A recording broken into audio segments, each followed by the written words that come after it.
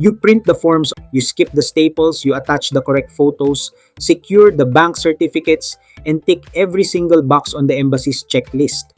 And yet your passport comes back with a visa denial stamp. It is a uniquely intense frustration. You are left staring at a perfectly organized stack of documents trying to guess what you might be missing. The confusion stems from how the process is divided. The Japan Visa Application Centers or JVACs operate at the counter to verify administrative completeness, making sure the physical papers are present. But behind closed doors, consular officers evaluate the qualitative credibility of those papers. And when they find an issue with your credibility, they will not tell you what it is. This silence is mandated by Article 3, Paragraph 1, Item 10 of the Administrative Procedure Act of Japan. Under this specific law, the Ministry of Foreign Affairs is legally exempt from disclosing reasons for refusal. If they published exactly why applications failed, it would provide a roadmap for bad actors to manipulate the examination system. Because the embassy will never reveal the exact reason for the denial, guessing is a waste of time. Your only path forward is to perform a ruthless self-audit of your paperwork before you attempt to reapply. Step 1 is assembling a visa application audit folder. You need to pull out exact physical copies of the submission that was just rejected. Before you look at the documents, you have to clear the first hurdle, the 6-month cooling off period rule. The clock starts the moment your passport is returned to you. Applications submitted within this 180-day window trigger an automatic rejection. Consular officers know your economic circumstances cannot change in weeks. This leads applicants into the category switching trap, getting denied for tourism, then immediately reapplying under visiting friends to bypass the wait. Consular databases strictly track longitudinal intent. A sudden shift in your travel purpose looks evasive. Patience and timeline compliance are mandatory legal requirements, so you must wait out the 6 months. Now we move to the financial integrity audit.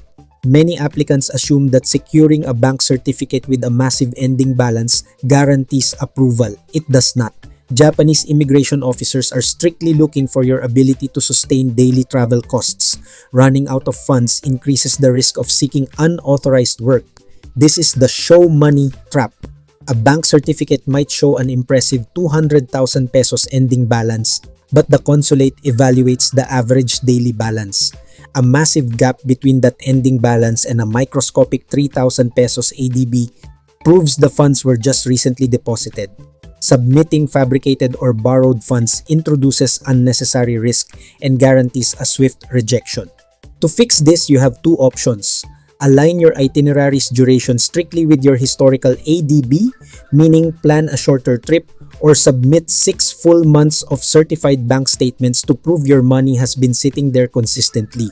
Demonstrable financial consistency over time proves your credibility as a traveler far more effectively than a sudden, unexplained influx of cash. Next is the socioeconomic ties audit. The most common error here is omitting an income tax return, like a BIR Form 2316 or 1701.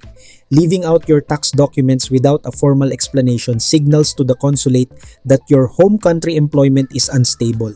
Weak professional ties translate directly to a severe overstay risk. If you are a freelancer or a newly hired employee, you must draft a highly specific cover letter explaining your legal tax exemption. Back that letter up with alternative proofs, like 6 months of payslips or invoicing receipts. For applicants relying on Japanese sponsors, we have to look at the guarantor and inviter audit. There is an instant rejection trap hidden in the Japanese Juminhyo, or resident certificate. Often, a sponsor will print this document and accidentally leave their My Number, their individual number, visible on the page. Japanese privacy laws strictly ban the collection of individual numbers by foreign consular entities. If you submit an unredacted document with that number visible, the consulate is legally required to refuse or return your application immediately. Every missing tax document or accidental privacy violation is interpreted by the evaluator as a systemic risk. A detailed cover letter and cleanly redacted records are your absolute strongest line of defense. Let's look at your finalized audit folder. You now have a realistic itinerary, a verified and consistent average daily balance, a strong explanatory cover letter, and a legally compliant guarantor package. With the paperwork corrected, you just have to navigate the local logistics of submission. Keep the final rule in mind. The online e-visa portal is strictly restricted to agency package tours. If you are a DIY independent traveler, your application will be cancelled online. You must book an appointment and submit your physical documents at a JVAC branch. Handing over a staple-free, perfectly consistent application file changes the dynamics. You are no longer hoping an error gets ignored. You present a solid case. Clearing these administrative hurdles is difficult, but it is the required gateway to experiencing the destination. You cannot control the embassy's ultimate decision, but by auditing your documents and respecting the timelines, you eliminate the hidden errors and can approach your next appointment with total confidence. You print every page. You gather every bank statement, you follow the embassy's baseline checklist down to the exact paper size. But weeks later, your passport comes back with a standard, unexplained refusal. A structurally complete application can still fail if the content inside does not satisfy the consulate's qualitative standards. Now, the administrative hurdles for Filipino travelers are changing entirely. Starting in April 2025, the Japanese embassy is stripping standard visa processing away from local travel agencies. They are centralizing everything through the New Japan Visa Application Center, or JVAC, managed by VFS Global. This shifts structures where and how you drop off your papers, but it does not lower the rigorous standards of the Japanese consular staff evaluating them behind closed doors. To secure your visa under this new system, we are going to build a diagnostic audit folder. We will identify the financial triggers that cause automatic rejections, properly categorize your intent, and map out exactly how to navigate the new VFS online portal. Because mastering the new appointment booking process will not help if your application is structurally flawed from the start. Step 1 is compiling your visa application audit folder. If you have been denied recently, the very first piece of data you need is the exact date your passport was returned to you. The Ministry of Foreign Affairs enforces a strict 180-day cooling-off period. Submitting a new application for the exact same purpose within 6 months of a refusal will trigger an automatic systemic denial. A common reaction is attempting a category shift, trying to bypass a tourism denial by immediately applying to visit a distant friend. Consular databases track these records. Applying under a new category to evade the time limit often results in an immediate application termination. Next, we audit your financial profile. Your bank chart may show a large final balance, but officers focus on your 6-month average daily balance. A sudden spike just before applying indicates borrowed show money, a primary driver of visa denials. Your folder must also include an income tax return, typically BIR Form 2316. This form proves you have legal taxed professional income in the Philippines. If you legally lack an ITR, perhaps because you are newly hired or a freelancer, you cannot simply leave it out. You must substitute it with a formal cover letter detailing the reason for its absence, alongside alternative proof like invoices or payslips. Consular officers weigh these professional and financial records to ensure you have unshakable socio-economic ties, compelling your return to the Philippines. Step 2 requires matching your documents to the correct travel category. For a pure tourism visa, the entire burden of proof rests on your individual financial profile. If you apply to visit friends or relatives, that burden is split between you and your Japanese inviter. For independent tourism, your proposed itinerary must align realistically with your historically proven liquid funds. These strict evaluation guidelines confirm that proposing a 15-day trip on a modest bank balance raises immediate red flags about your risk of exhausting your funds and overstaying. For family visits, relationship proof is heavily scrutinized. If your PSA birth certificate is marked as a late registration or is unreadable, it is insufficient on its own. You must provide secondary primary documents like a DepEd Form 137 or baptismal records issued directly by the institutions. If your sponsor is in Japan, they must send a resident certificate known as a Juminhyo. The inviter must ensure their My Number, Japan's individual number, is entirely omitted or strictly crossed out. Collecting these numbers by foreign consular entities violates Japanese privacy laws. Submitting a document with an unredacted My Number or applying under a category that misrepresents your true intent will instantly trigger a refusal, no matter how thick your stack of papers is. Step 3 is scheduling the actual submission. With the April 2025 shift, using a local travel agency to lodge your DIY application is no longer the standard route.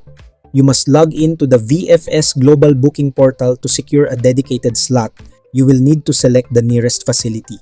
JVAC currently operates branches across 5 locations: Parañaque, Makati, Quezon City, Cebu, and Davao. When you reach the payment screen, note the fee structure. For Philippine passport holders, the temporary visitor visa itself remains completely free. However, you are required to pay a mandatory VFS service fee. Depending on the branch and implementation date, this ranges from 520 to 800 pesos. This covers the logistical handling and data intake of your physical paperwork. The system will also present optional upgrades like a 2,200 peso premium lounge service for an expedited intake process without the standard queues. Understand that paying these fees and securing an appointment guarantees VFS will accept your folder. It grants you absolutely no leverage over the final decision made by the embassy. Step 4 is the final ground execution. Before you arrive at the JVAC center, ensure your physical folder follows strict formatting rules. Every single document must be printed on A4 paper, free of staples or paper clips, and feature original wet ink signatures matching your passport. You will bring this folder into the modern corporate environment of the VFS centers, which operate heavily secured professional intake floors inside business districts. After handing it over to a receiving agent, the standard processing window is 6 to 10 working days. Keep in mind that during peak travel seasons, the high volume of applications can delay your passport's release by several weeks. Your interaction at the desk is brief, but this flawless physical handover is merely the administrative starting gun. From here, your papers go to the consulate where the real hidden evaluation takes place. Under the Administrative Procedure Act of Japan, consular sections operate under strict non-disclosure laws. If an application falls short, they will never tell you exactly why. You cannot argue with a silent denial. But by compiling a meticulous audit folder, respecting the mandatory timelines, and flawlessly executing the new JVAC protocols, you build your strongest possible case against these common administrative vulnerabilities. Returning to the VFS Center to open your sealed envelope reveals the final result. Finding that visa sticker firmly attached to your passport page is your official clearance to step onto the streets of Japan. The rules are strict and the administrative hurdles have changed, but with systematic preparation and a clear understanding of what the consulate is actually looking for, you turn the anxiety of the visa process into a walk down a bustling Tokyo street.